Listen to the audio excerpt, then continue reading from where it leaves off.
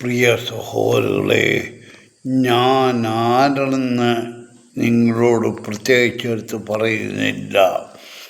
എന്നാൽ ഞാനെപ്പോഴും എൻ്റെ ലൈവിൽ പറയാറുള്ളത് രാഷ്ട്രീയവും മതവും ഈ രണ്ട് ഗ്രൂപ്പുകളും ഒരുപോലെ ഒരേ പാതയിൽ സഞ്ചരിച്ച് നന്മ ചെയ്യുന്നു, പൊതുജനങ്ങൾക്കും അല്ലെ വിശ്വാസികൾക്കെന്നും പറഞ്ഞ് നടന്ന് പോക്കറ്റ് നിറയ്ക്കുന്നവരാണ്.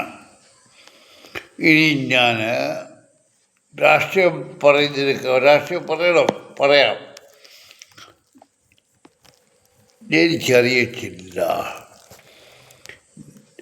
നമ്മൾ എന്തുകൊണ്ട് ഇത്രയും അടപ്പറിച്ചു പോയി.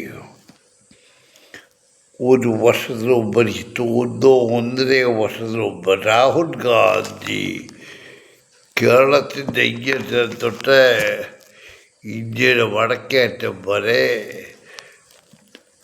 നടക്കുക, എന്തോ ജാഥ എന്തെങ്കിലും ആയിക്കോട്ടെ, അവിടെ നടന്ന സംഭവങ്ങളെല്ലാം എന്തെങ്കിലും നിങ്ങൾക്കറിയാവോ? 2 മണിക്കൂർ നടന്നാൽ ബാക്കി സമയം മുഴുവൻ കാരവാൻ എയർ കണ്ടീഷൻ സൂക്ഷിച്ച് ജീവിക്കുകയായിരുന്നു. അതിൻ്റെ പുറകെ പിടിച്ചു പോകാൻ നമ്മുടെ മലയാളികളുണ്ടായിരുന്നു. ആരെയും പേരെടുക്കുന്നില്ല, വേണ്ട. അത് കഴിഞ്ഞിട്ട് ഇപ്പോൾ എല്ലാ രാഷ്ട്രീയ പാർട്ടികളും ജാതി ഒരിടത്ത് വരെ ജാഥ, അതായത് ഓരോ പേര് കേരളത്തിലെ ജനങ്ങളിനെയും എങ്ങും പോണ്ടി കാര്യമില്ല, അവർ എല്ലാവിധ സമൃദ്ധിയോടുകൂടി ഇവിടെ ജീവിക്കും എന്നൊക്കെ പറഞ്ഞ് പരത്തിക്കൊണ്ട ജാതിയാണ്. ഞാൻ ചോദിക്കുന്നതിൻ്റെ ആവശ്യം എന്താണ്? മക്കളെ, ഞാൻ ഈ വഴി നടക്കുമ്പോൾ ഞാൻ ഒരാളുടെ നന്മ ചെയ്താൽ അവനത് ഓർക്കും, അത് ഏതെങ്കിലും ഒരാളോടെങ്കിലും പറയും. അങ്ങനെ ഞാൻ എൻ്റെ പേര് പുതിയ അറിയുന്നവരിലാക്കും ആവും. എന്നാൽ എന്തുകൊണ്ട് ഈ കോൺഗ്രസും ഈ മറ്റ് പാർട്ടികളുമൊക്കെ ഇങ്ങനെ ഈ ജാഥയും മറ്റും നടത്തി എന്ത് ആവശ്യമാണ്? നിങ്ങൾക്ക് ഭരണം കിട്ടും മക്കളെ, കിട്ടും. നിങ്ങൾ ഈ ജാഥ നടത്തിക്കൊണ്ട് ഭരണം കിട്ടുമോ? നിങ്ങളെന്ത് ചെയ്യിട്ട് വന്നാൽ? ഞാൻ ചോദിക്കുന്നതാണ്. CPM പറയുന്നത് ഞങ്ങൾക്ക് തുടർ ഭരണം കിട്ടിയെങ്കിലേ ബാക്കിയൂടെ കംപ്ലീറ്റ് ചെയ്യാനുള്ള ഞങ്ങളുടെ എല്ലാ കാര്യങ്ങളും. അത് ശരിയാണ്. കാരണം ഇതുവരെ ഒരു 1% ഒരു നല്ല രീതിയിലുള്ള പാവങ്ങൾ പട്ടിണിയിലായിട്ടുണ്ട്. നിങ്ങൾ കൊടുക്കുന്ന അരി വിറ്റിട്ടും അവർ സമാധാനത്തോട് ആഹാരം കഴിക്കാൻ സാധിക്കുന്നില്ല. പോട്ടെ, നിങ്ങൾ കേരളത്തെ നന്നാക്കും. CPMനോട് ചോദിക്കുക, നിങ്ങൾ കേരളത്തിൽ വന്ന ഏതെല്ലാം കാര്യങ്ങൾ നിങ്ങൾ എതിർത്ത് ഇല്ലാതാക്കി, എന്നിട്ട് നിങ്ങളതങ്ങോട്ട് വന്നിട്ട് നിങ്ങളുടെ ആക്രമിച്ചിരിക്കുക. അത് തന്നെയാണ്. അത് മക്കളെ നല്ല കാര്യം. ശാസ്ത്ര കോളേജിൻ്റെ പേരിൽ ഇവിടെ പല പ്രശ്നങ്ങളും ഉണ്ടായ സമയത്ത് പിണറായി വിജയൻ തൻ്റെ മകളെ ബാംഗ്ലൂരിൽ മാതാ അമൃതമയുടെ കോളേജിൽ കൊണ്ട് ചേർത്തു. അതിൻ്റെ കഥ ഞാനിപ്പോൾ പറയുന്നില്ല. മാതാ അമൃതമയ്യ ആരാ? പുള്ളിക്കാരിയെ പൂജിക്കാനുള്ള നല്ല സുന്ദരനായ ചെറുപ്പക്കാരൻ. പുള്ളിക്കാരത്തിൻ്റെ കൊല്ലത്ത് എത്ര ഏക്കർ, 240 ഏക്കർ സ്ഥലം. അതിൽ എത്രയോ മണിമാളികളുണ്ട്. അതിലെത്ര എണ്ണത്തിന് ഗവൺമെൻറ്റിൽ നിന്ന് നമ്പർ കിട്ടിയിട്ടുണ്ട്. ഇതിപ്പോൾ ഞാൻ പറയുന്നത്, ഇതിനു മുമ്പ് ആ സ്ഥലത്തെ ഉദ്യോഗസ്ഥൻ ആ സ്ഥലത്ത് കളക്ടർക്ക് അയച്ച ലെറ്ററുള്ള ആള്. അവിടെ എത്രയോ പേർ മരിച്ചിട്ടുണ്ട്.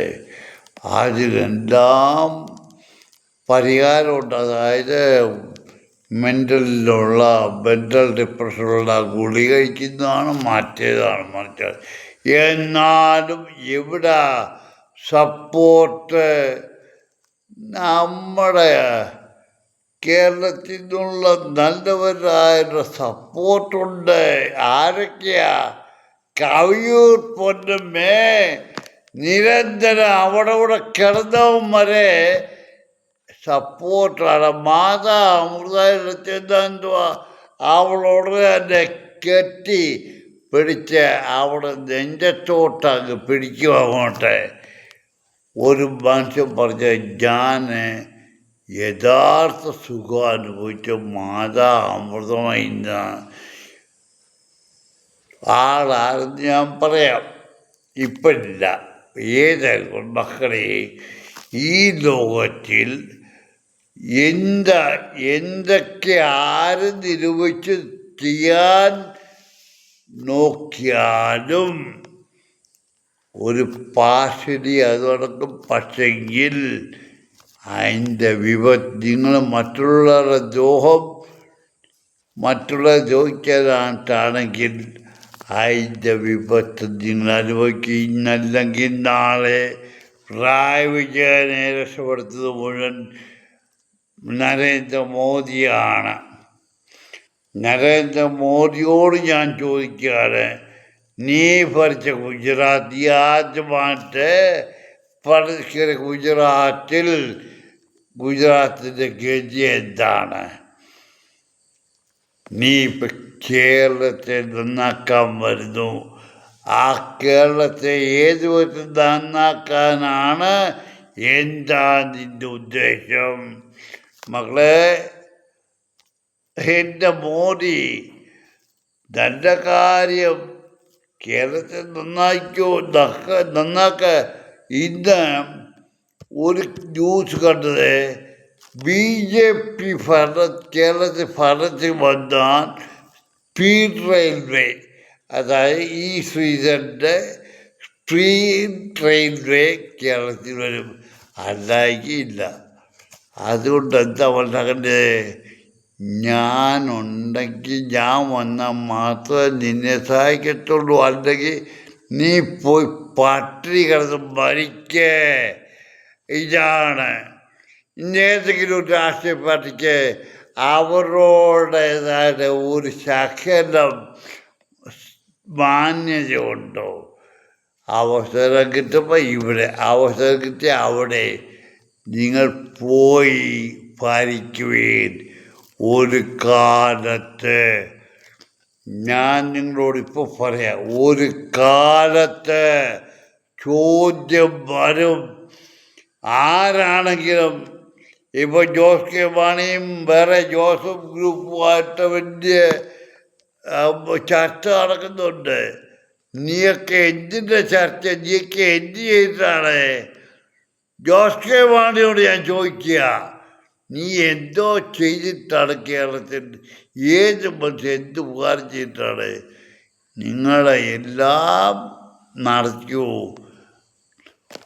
ഒരു ദിവസം അധികം താമസമില്ല മക്കളെ. എല്ലാം ബൈ ആയിട്ട് ഓരോരുത്തർക്കും കിട്ടിക്കൊണ്ടിരിക്കും. ലോകത്തിലെ മനുഷ്യരെ വഞ്ചിച്ച് നിങ്ങൾ ചെയ്യുന്നതിൻ്റെ പ്രവർത്തിയുടെ ഫലം 1 by 1 ആയിട്ട് എല്ലാവർക്കും കിട്ടിക്കൊണ്ടിരിക്കും. അതിന്നല്ലെങ്കിൽ നാളെ ഇന്ന് എനിക്കാണ് നാളെ നിനക്കായിരിക്കും. അത്രേ വ്യത്യാസമുള്ളൂ.